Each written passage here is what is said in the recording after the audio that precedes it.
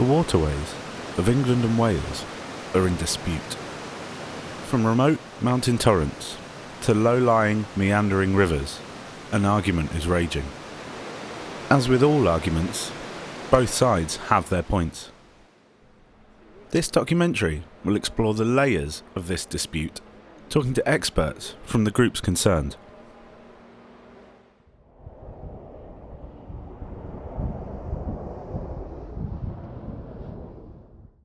My name's Ashley Child. I work for Canoe Wales on a whole heap of different things, but main focus is on access to rivers in Wales. In Wales at the moment, the rivers are paddled fairly regularly. There's about 10,000 paddlers every weekend using the natural rivers. There are two pretty distinct camps. There's the camp that says that access to the rivers is done by rights, and then there's a few people who believe that they control access to the rivers. The legal position is clouded by the fact that statute in the 1200s with Magna Carta conferred a right of navigation. That was restated in a case in the 1400s that public navigation existed on all rivers. There was then an essay written in about the 1600s which suggested that there wasn't a public right of navigation, but subsequently there have been a number of cases, the most recent being in 2002, saying that once there's a public right of navigation it takes an act of Parliament to remove that, so to repeal the law. There aren't any such acts repealing the general right of navigation from Magna Carta, but there have been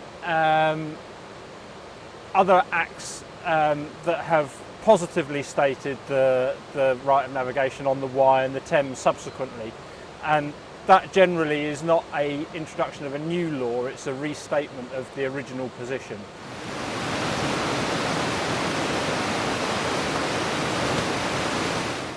This right to paddle that kayakers talk about at times has been tested in court a number of times. Quite recently there was a court case where somebody who was supporting the British Canoe Union's stance on this went to court to try and prove that there was actually a right to paddle on non-navigable rivers, and it was all tied up with the Magna Carta and ancient laws of England. Not surprisingly, they lost in court, and the fact that there is no right to paddle on non-navigable rivers was again sort of upheld. The Angling Trust's view on the legal situation is clear.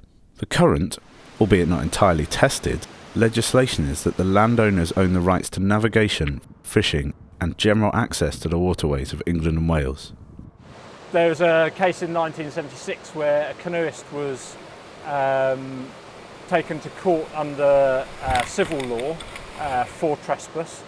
That wasn't defended, and so Lord Denning, who made the judgment, had to say that it was a judgment in favour of trespass and awarded 50p damages, but he refused to issue an injunction to prevent navigation in the future. So today the legal position is in favour of navigation. There's no common case law which will restrict navigation, but there's a generally held opinion by a small number of users that they control the water and therefore they control navigation. That simply isn't being demonstrated in the courts. Ash and Canoe Wales are not alone in the view that there is a lawful right of navigation on all rivers. We spoke to Richard Atkinson, the Access Manager for Canoe England, to gain his perspective. Welcome to the River Washburn in North Yorkshire. As you can see, it's a beautiful place, and when in full flow is a very challenging sight for the whitewater paddler. Canoe England have over 33,000 members. However, we're aware that over 2 million people want to paddle our waterways.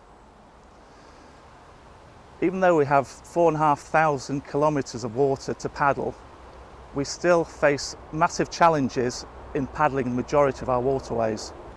We believe that these waterways should be made available for the enjoyment of all. Through our membership, Canoe England members are able to paddle all our Navigation Authority waters, which include the Canal and Rivers Trust and the Environment Agency. However, this only represents roughly about 4% of the total watercourses within England. 96% of our watercourses, it is unclear where we can paddle. Canoe England want to make canoeing the first choice water sport for all. We aim to increase the number of people participating in the sport. But to do this, we need to supply and develop more places and better places to paddle. 96% of waterways in England and Wales have unclear or non-existent access. The issue lies largely with those that own the land, known as the riparian landowner. The riparian landowner owns the land up to and underneath the river, but many claim this means they own the water that passes through as well. The debate over who owns the water is what creates the navigation and access issues that hinder the enjoyment of the user groups. And until this problem is dealt with, there really doesn't look like being an end to this conflict. Whilst canoeing and kayaking takes a view that there could be a legal right of navigation, other user groups feel differently. In 2009, the Angling Trust was set up to support the rights of anglers and to fight for the fairness of its members. We spoke to John Chain of the Angling Trust to gather his views on the access issues facing England and Wales. I am the Regions Coordinator for the Angling Trust.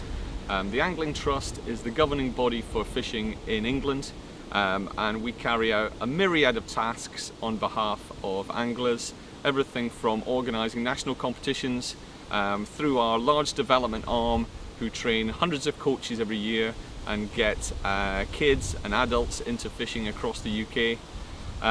But we also have a strong environmental side, where we're looking to make sure that our rivers are protected and that our fish stocks are protected. And we also lobby on behalf of anglers for any political problems that come up. I think one of the key issues which has come up in recent times has been how we share our rivers and share that resource with kayakers, rowers, motorboat users and yachtsmen. There's a pretty simple way of looking at this, really, in that the law of the land states that there are certain rivers which are navigable.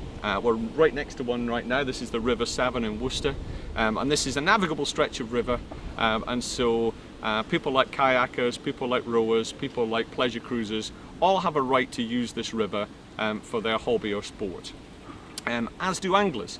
But anglers have to use it in a slightly different way. Unlike kayakers, for instance, we have to pay an annual tax, which is the rod license, to be allowed to go fishing with rod and line, and that costs not an insignificant amount of money. So we're paying for that right, and all that money, which comes to over £20 million in total each year, is then used by the government and given to the Environment Agency to help with the upkeep of the rivers, make sure they're clean, that they're pollution free, and that the habitat of our rivers is kept in a good state. So anglers contribute to that, and kayakers don't. Neither do rowers, neither do sailors, and that's right. Anglers are unique in that they are taxed for using the rivers and that we contribute to their upkeep.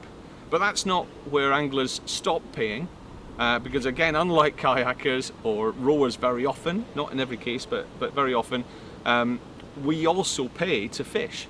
There are a very handful, there's a few places in England where you can fish for free with just a rod license, but the vast majority of places you fish, you also have to then buy a permit or be a member of the club who has controlling rights of the river, and the club get the controlling rights of that river to fish it by paying the riparian owner i.e. the person who actually owns the land, and a landowner not only owns the land up to the edge of the river, but he also owns the land underneath the river.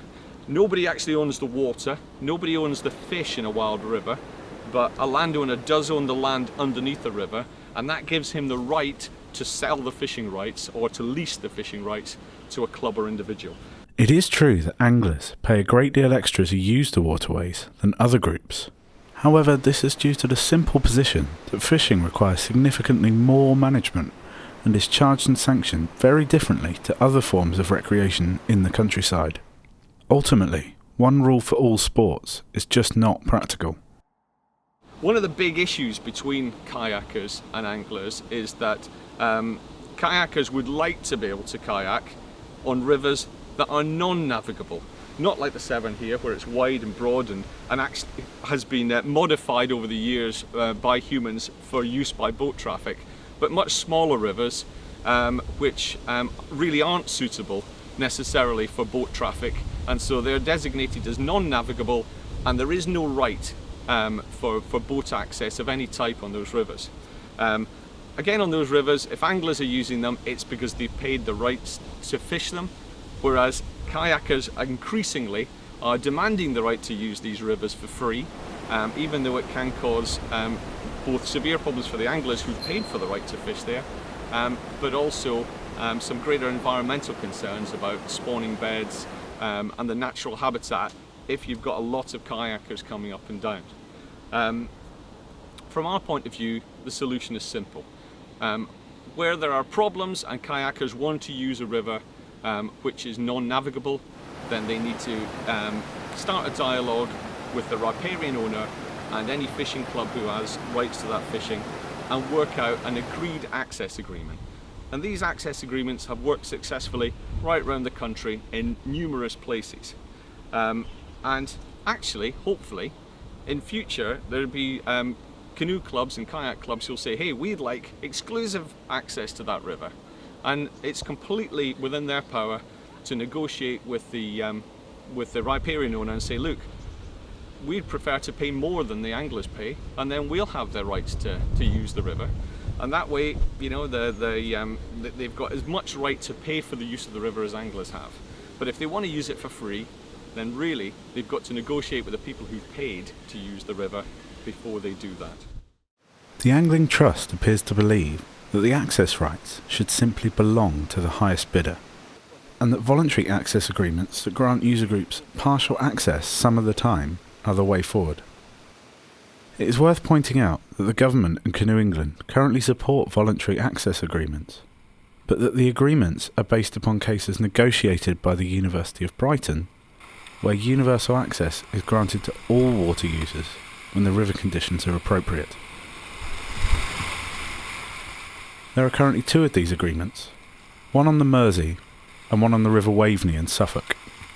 As well as all-year access for user groups, the voluntary access agreements, or VAAs, promote protection of the flora and fauna, the banks and the general environment of the rivers.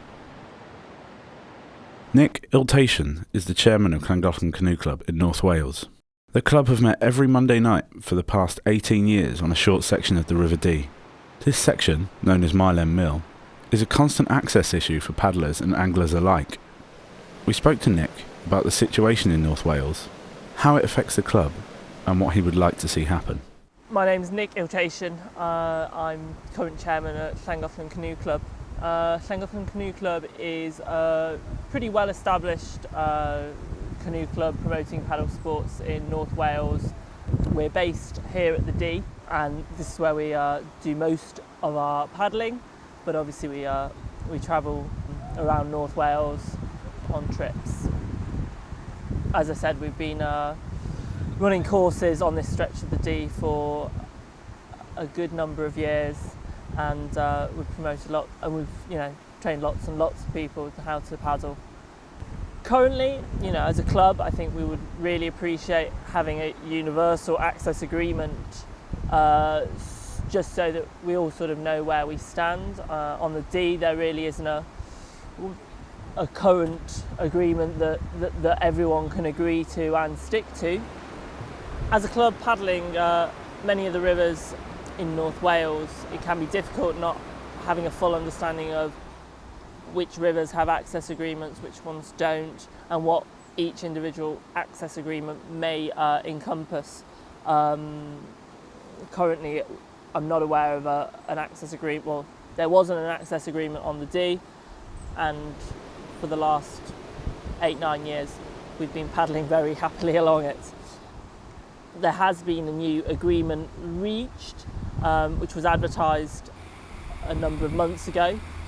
The canoe club was not consulted. Not that the canoe club can claim to represent local paddlers. It does encompass a number of local paddlers, and in the same way we weren't consulted.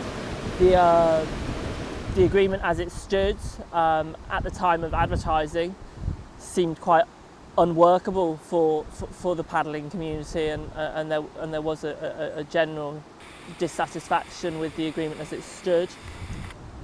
Although I believe it has now improved slightly. Although still we're not privy to the full details of the new agreement.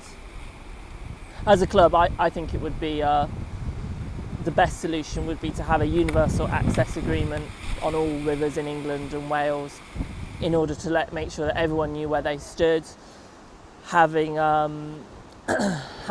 responsibilities both for the paddlers using the rivers, as well as the landowners and anglers and all of the river users. I really love paddling this river, and I can't say I've ever had any bad experiences with any other river users or anglers on the Dee, although there have been reports of some negative interactions, but I think they are relatively rare, thank God. As a club in North Wales, we're really keen to attract more paddlers to the North Wales area and to enhance tourism and bring money into the local economy. As a local to North Wales, I am keen for us to have as many other river users as possible, and it would be nice if we could all get along well and share the river, as there really doesn't need to be any animosity between any parties.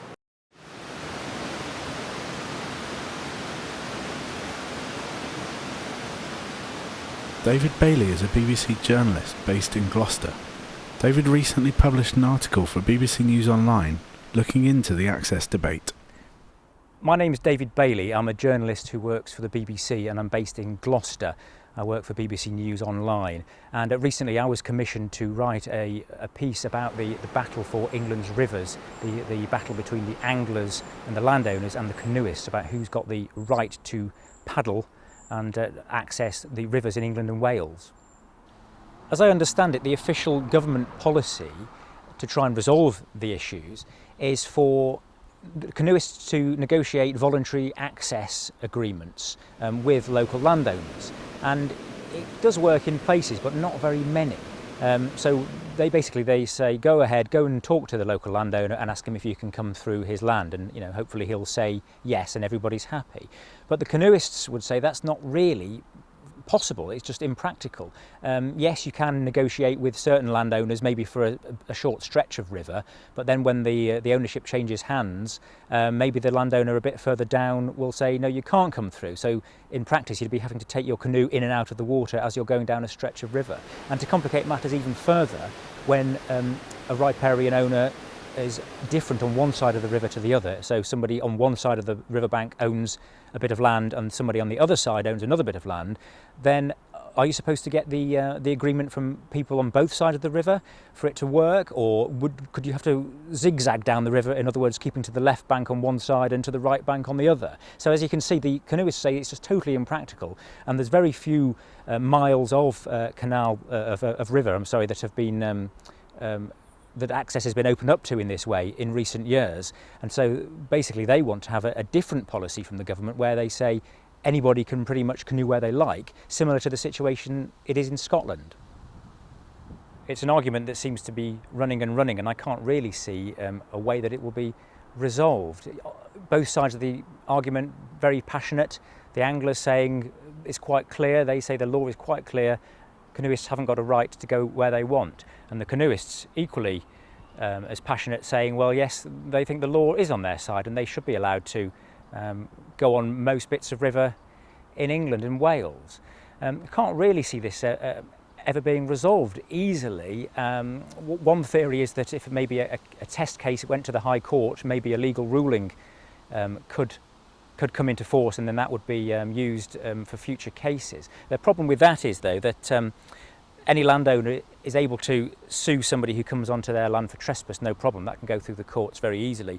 The problem is, though, if you want to take somebody to court to find out whether you've got the right to go over their land, you can't go to the court yourself. You've got to get the Attorney General's permission and his agreement to do that and to use his name. And to do that, that would involve very, very expensive legal fees. And at the moment, as far as I can tell, no single canoeist or canoeing group is prepared to pay those fees. So it's still very much a grey area, and I can't really see how it's ever going to be resolved. As David Bailey pointed out, the situation in other countries is very different to that of England and Wales. The situation in the rest of the world is much clearer, with most having the right to access. North of the border, in Scotland, an Act of Parliament in 2003 called the Land Reform Act opened up the countryside and waterways to the public. The Act is much like the Land Reform Act of 1955 that applies to England and Wales, except the 1955 legislation does not include waterways. The implications of the Land Reform Act opens up the waterways in Scotland to both commercial and public use. Despite a few commercial incidents, there have been very few environmental problems caused by the legislation. Canoe Wales, Canoe England and the Angling Trust have varying ideas of how to move forwards with the situation. You know, people need to realise that angling is an incredibly beneficial thing for Britain. Not only does it bring a huge amount into, in monetary terms to the country, but it has enormous benefits for the people that participate, you know. It gets you closer to nature, it lets you understand the way the environment works. It gives people a much more environmentally sort of part of their life where they understand why it's important to keep the rivers clean, why it's important to make sure that we're looking after wildlife. I think the overarching thing I would say about the whole problem of access is that it really shouldn't be a problem. Angling and angling clubs in particular are more than open to working out access agreements with other users and to working with community groups to make sure that everybody gets to use these fantastic resources that are our rivers. It really shouldn't be something we're arguing over. We just have to go by what the law of the land is and then work these things out in a sort of mutually beneficial way, and then we can all enjoy what is, I think, the crowning glory of British countryside, which is our rivers and lakes. We also need to raise awareness of these limited places that we can paddle through our river access campaign. We are lobbying Parliament to improve the situation as far as access to and along rivers are concerned. We firmly believe that developing strong partnerships and working together will deliver more places to paddle. The Waterways and Environment Department of Canoe England are working with many key organisations to deliver increased places to paddle. There are several aims of working with key partners. One of the main ones is to raise awareness of paddling. We are working closely with the Broads Authority and the Canal and Rivers Trust and the Environment Agency to develop several canoe trails within England. We currently are working on 60 canoe trails to allow people to paddle with certainty and security. Canoe Wales believes that in all probability there is a right of navigation to the rivers in Wales, but there's a long-standing position that's held by